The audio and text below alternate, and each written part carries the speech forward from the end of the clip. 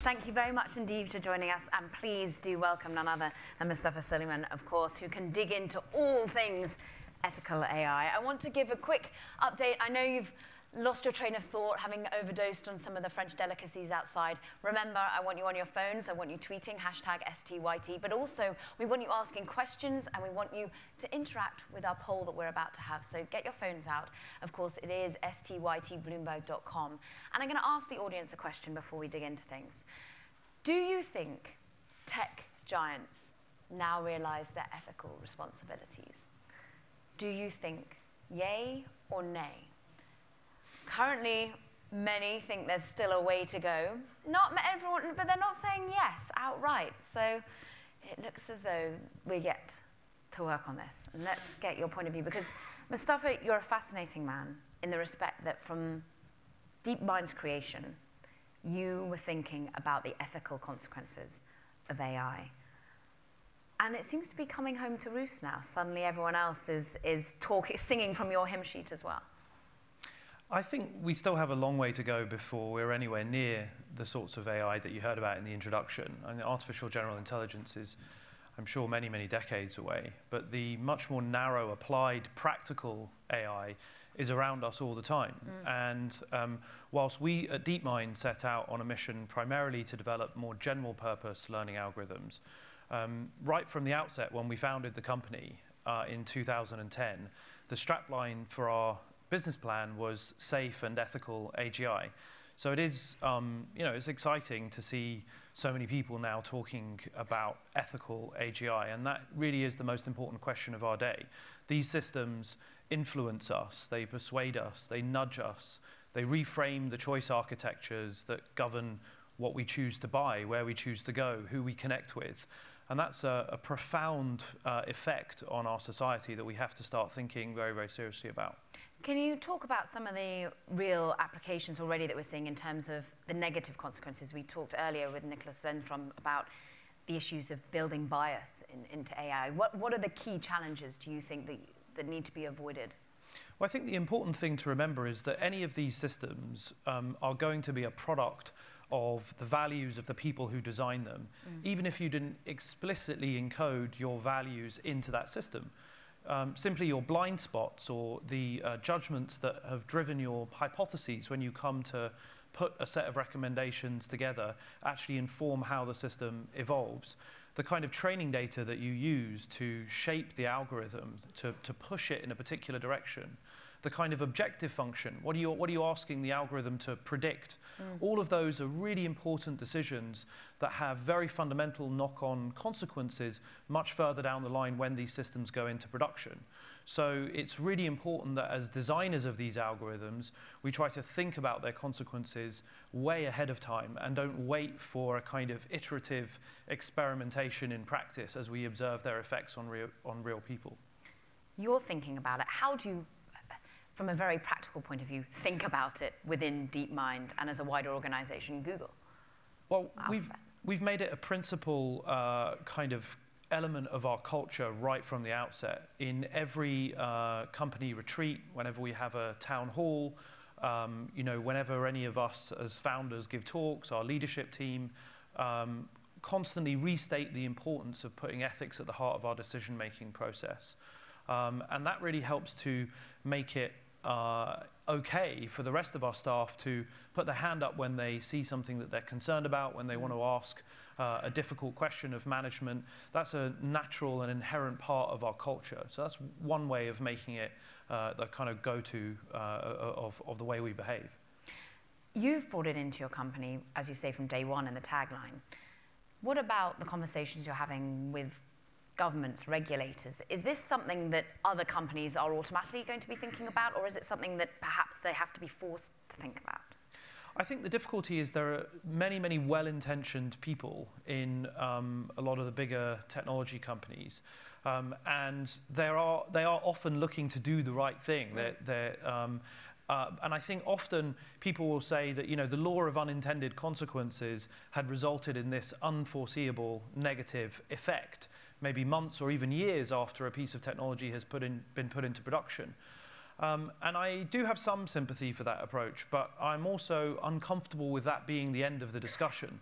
You know, the truth is, we have to adjust as an industry. Silicon Valley in general has to change its culture from one of tossing half-baked things over the fence and letting the crowd, if you like, dog food it, you know, chew it up and try to improve it, and then improve your product in this iterative way, this agile development methodology which has been inherent to, you know, technology's culture. We have to shift away from that approach towards one where we're being much more sensitive and much more proactive to the potential consequences. And that means testing in simulation, rigorously thinking through the ethical consequences, inviting other anthropologists, sociologists, civil society representatives into the companies right at the heart of the development process to help think through some of the potential consequences which may arrive further down the line. Does that slow the whole process? Do we have to realize that perhaps technology companies become slightly less nimble?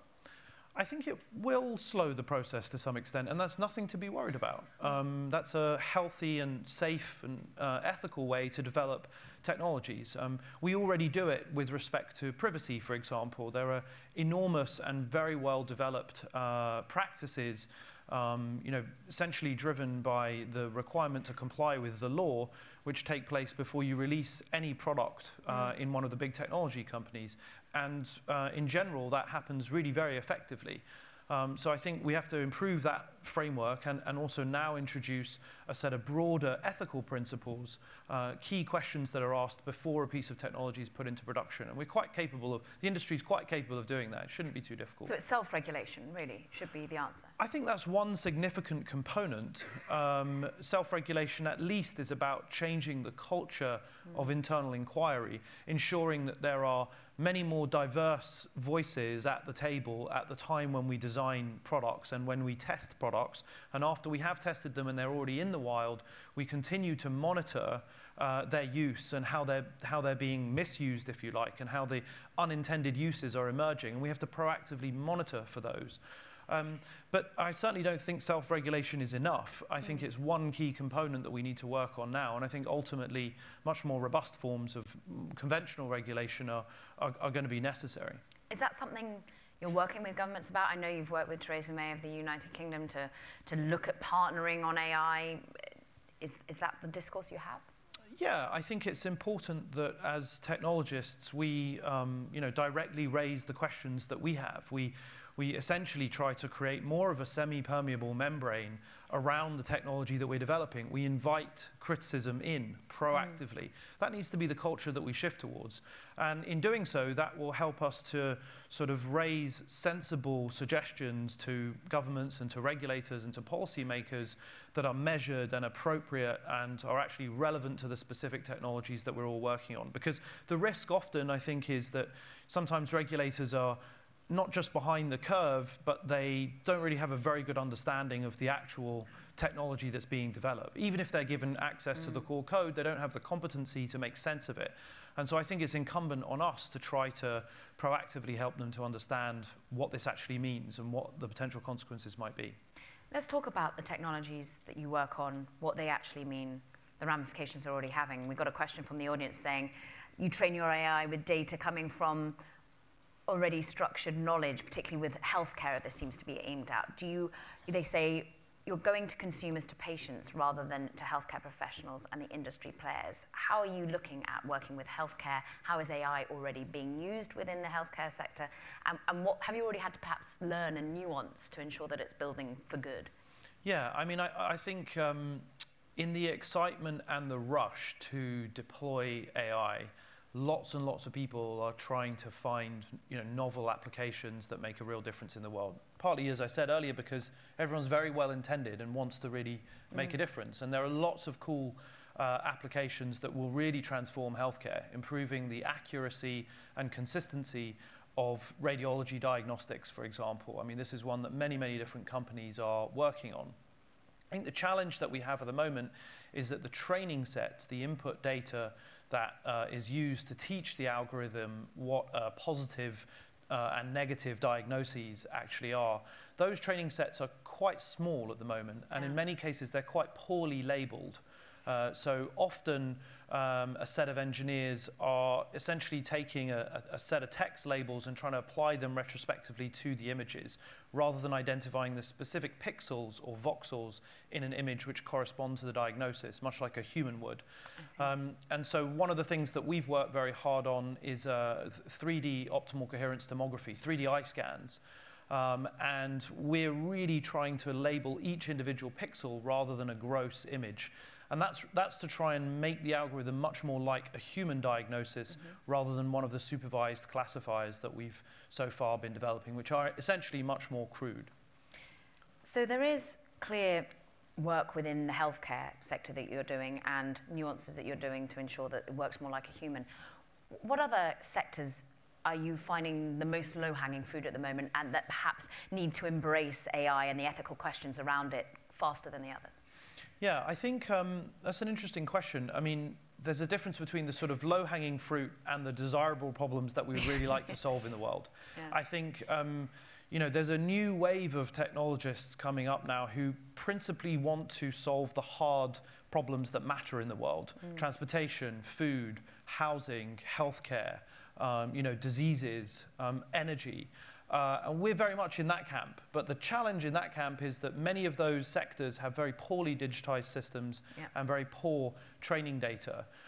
So that's one of the difficulties of operating in that space. And that's why many of the machine learning applications that have been successful in visual image recognition, in speech recognition, have been in the existing sort of consumer tech spaces, with some exceptions. We've been working particularly on energy. We think there's a lot of opportunity to train systems to run big industrial control systems much more efficiently, like heating, lighting systems for big buildings, or you know, running data centers, for example, which consume vast amounts of energy, or even national grids. The challenge there is that, you know, these are big, old industrial systems. They take a long time to work with, and often the data is quite poor, so that demands much more of our algorithms. What about, there's an interesting question from the audience, from Christian, saying, how can AI actually help the collaboration within certain industries? So whether it be the startups to work with the governments, to work with the NGOs, to solve problems like climate change. Is there a way that artificial intelligence can draw all those people together to then ensure that you're working on the right sort of problems? Yeah, I mean, I think there's definitely a big role for government to play in supporting the startup scene, in, you know, creating spaces where, you know, you can essentially, with some subsidy, you know, run your startup from. I think that's a really important component, because I think what a lot of people don't realize is that the lead time to going from you know, startup to developed algorithm to deployed and regulated algorithm is much longer than I think you might first anticipate.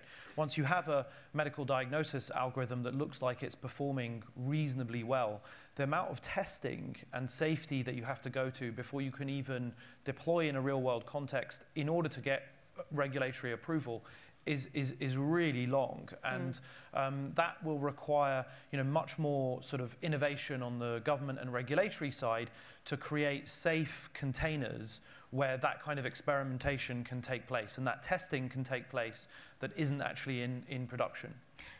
Has France been doing that? You've just brought a team to Paris. This is a country that seems to be investing in AI. Yeah, I think so, and we're, you know, very excited about you know, Macron's support for the sector. You know, we obviously believe that this is the future, and we think there's enormous benefits to come from advances in AI. It is clearly a national priority, and I think all governments should be investing in this. If anything, we've long been talking about investing in, you know, the digital economy and collecting lots of data and digitizing our public services.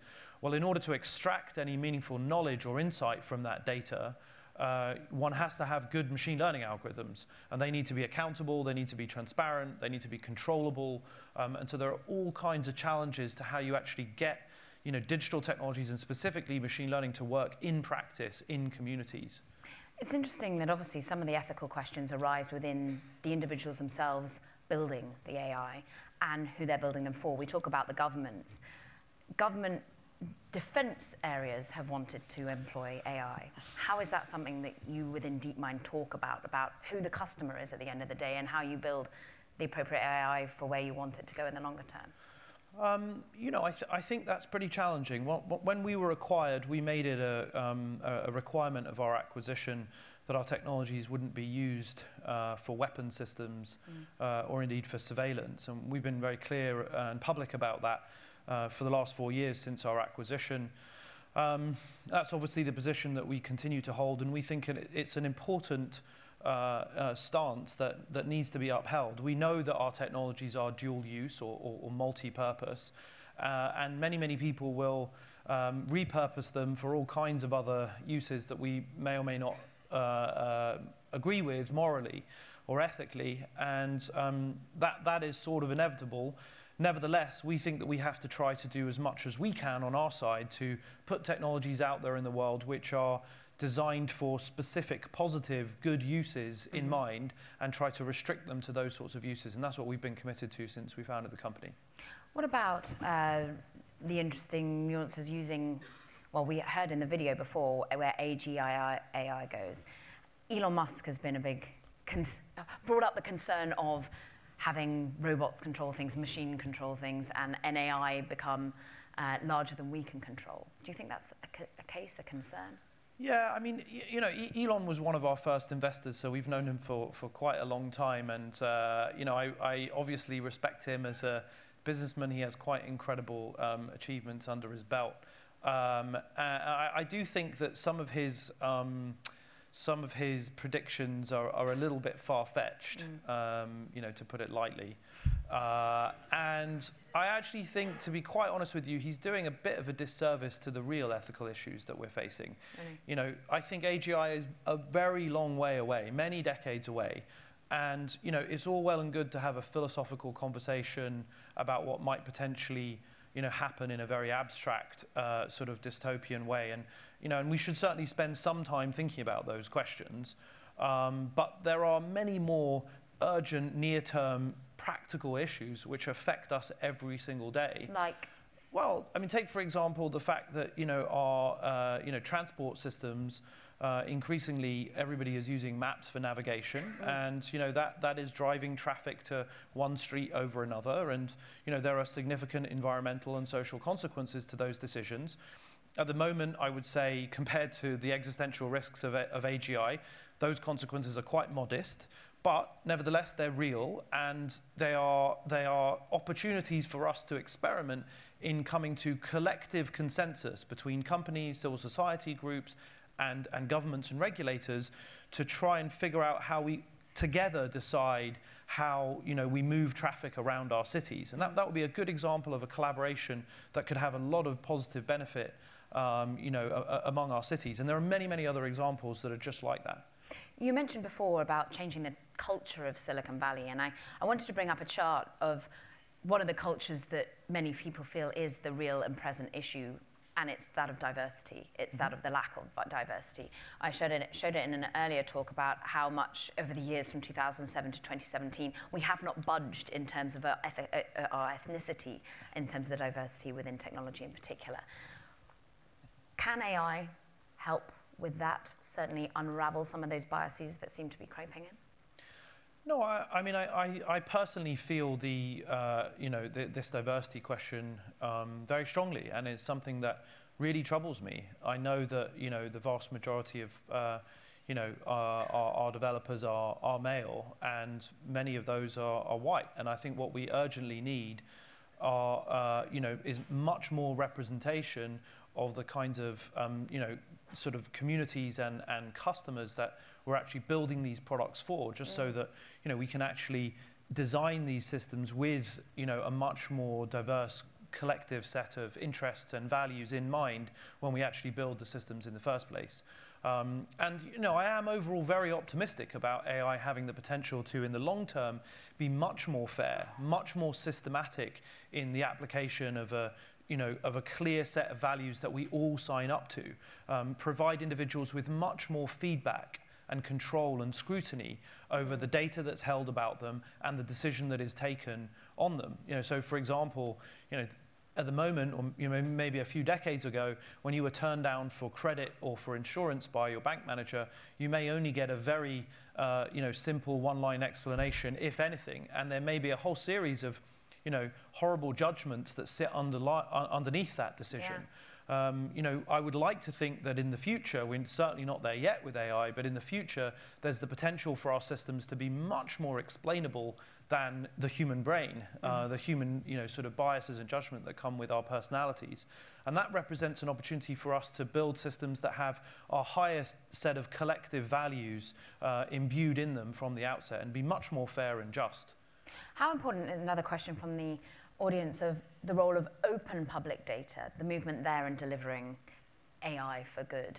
How has that unleashed some of the things that you can work upon? I think it's been really beneficial. You look at maps, for example, and we need a lot more sort of open public data, and that will really support the startup community and allow some of the bigger technology companies to build much better products that will be much more useful. And I think a whole series of protections and controls will need to come from that. And I think more than ever, we need engineers and senior technologists employed full-time in government departments to be responsible and technically capable interlocutors. We need a human API at the kind of regulatory and civil society end to make sure that the public interest is also protected. And I think it's incumbent on the technology companies to take proactive responsibility for protecting the public interest when we deal with all kinds of data, both private and open public.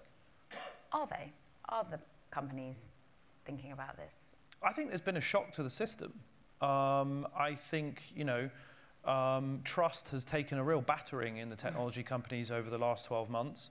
And I think a lot of good, well-intentioned people in Silicon Valley are waking up and realizing that, perhaps they've been operating in a little bit of a bubble for a while, and that there's a lot of, frustrated and concerned consumers, maybe the silent majority, who haven't, voiced that frustration in a very, clear way so far. And I think things are going to start to shift. I think we're going to see a real profound shift in the extent to which the technology companies act with humility and take real responsibility, proactive responsibility for the ethics of the products and services that we build. What can we do as the consumers or as the silent majority? Is there anything we can do to ensure that these future technologies are built in the way that we'd like to see them developed? Yeah, I think it's really important that we all actually pay attention to the terms of service. We understand who has our data, for how long, under which terms, what rights I have over that data, what rights I have to an explanation about the algorithms which are generating predictions which are shaping my life. I think we have to be aware of those things and actively participate, because that voice is listened to, and it does need to be even louder than it is and even clearer, and that will play a really important role in helping shape our technology companies and our products and services for the better.